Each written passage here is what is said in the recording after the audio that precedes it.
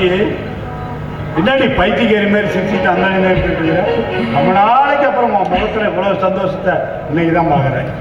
இருக்காத பின்ன ஏங்க நம்ம ஊர் மாதிரியாய்க்கு சப்பாரா செஞ்சு தேர் கட்டி நாம் அதை வடை பிடிச்சி இழுத்துட்டு வந்த சந்தோஷம் அந்த மகமாய் நம்மளுக்கு செஞ்சதுக்கு பலனா 2 பசங்களுக்கு கல்யாணத்தை பண்ணி வச்சுட்டா. சின்னவன் சத்யாவுக்கு சென்னையில் வேலை வாங்கி கொடுத்துட்டா. இதை விட வேற என்னங்க சந்தோஷம் வேணும்? சரி, எல்லாம் நம்ம மாரியாய் புண்ணியத்தில் நல்லதாக நடந்தால் சரி. ஆக இப்போ நம்ம கஷ்டம் கிட்டத்தட்ட 90% முடிஞ்சதுன்னு சொல்ற. சரி, அடுத்து இன்னும் ஒரு 2 வருஷம் 3 வருஷத்துக்குள்ள நம்ம கடைசி சத்யாவுக்கும் ஒரு கல்யாணத்தை பண்ணிவிட்டோம்னா அப்பாடா நம்ம கடமையே முடியுது.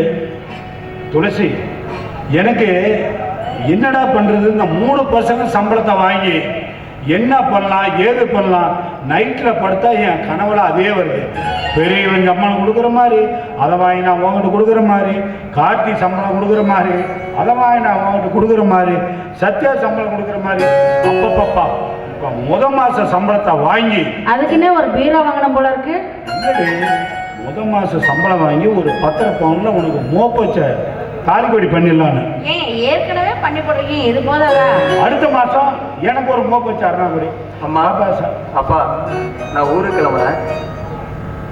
சரிடா தங்கம், இங்க பாரு, அங்க வேலைக்கு சாப்பிடணும், தூக்கம் கிடக்கூடாது, நல்லா நிம்மதியா படுத்துங்கணும், புரியுதா?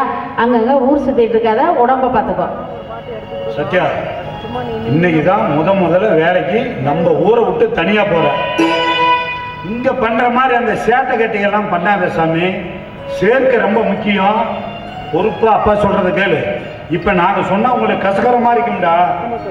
இங்க பாரு, போற இடத்துல கரெக்டா வேலைக்கு சாப்பிட்டு உடம்ப பார்த்துக்கிட்டு நல்ல பசங்களோட சேரு. அன்னன்னைக்கு ஃபோன் பண்ணி அம்மாகிட்ட என்கிட்ட பேசு, தெரியுதா? சரிப்பா, சரிப்பா, என்னை ஆசீர்வாதம் பாருங்க. பாய்.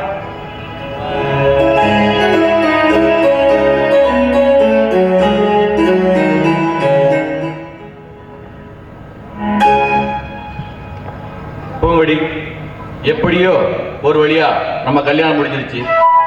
கல்யாணம் முடிகிற வரைக்கும் பயந்துகிட்டே இருந்தேன். ஏன்? உங்க அப்பாவை நினைச்சுதான். ஏன்னா அவரு தானே நமக்கு வீழ்ல. பூங்கொடி, உங்க வீட்டுல நீ நிறைய வசதி வாய்ப்போடு வாழ்ந்திருப்ப. எங்க வீட்டுல அதெல்லாம் இல்லம்மா. கொஞ்சம் பொறுத்துக்க பூங்கொடி. இங்க பாருங்க, இது என்னோட அத்தை வீடு. இங்க எது இருந்தாலும் இல்லைனாலும் நான் அட்ஜஸ்ட் பண்ணி வாழ்ந்துக்குவேன், நீங்க கவலைப்படாதீங்க. பூங்கொடி, மனைவி அமைவதெல்லாம் இறைவன் கொடுத்தவரன்னு சொல்லுவாங்க. உண்மையிலேயே நீ எனக்கு கிடைச்ச வரந்தாம்மா. அதே மாதிரி நீங்களும் எனக்கு கிடைச்ச பொக்கிஷன் தான். யாருக்காகவும் எதுக்காகவும் உங்களை நான் எங்கேயுமே விட்டு கொடுக்க மாட்டேன், சரியா? இது போதுமா? எனக்கு அப்படியே ஜாக்பாட் அடிச்ச மாதிரி இருக்குது. ஆமா, எந்த கஷ்டம் வந்தாலும் உங்க மனசு நோகாம உங்க கூடயே கடைசி வரை இருப்பேன். சரி, இப்படியே பேசிக்கிட்டே இருந்தா பொழுது விடிஞ்சு போயிடும். அப்புறம் ஃபர்ஸ்ட் நைட்னா என்னன்னு அக்கம் பக்கம் கேட்குற மாதிரி ஆகி போயிடும்.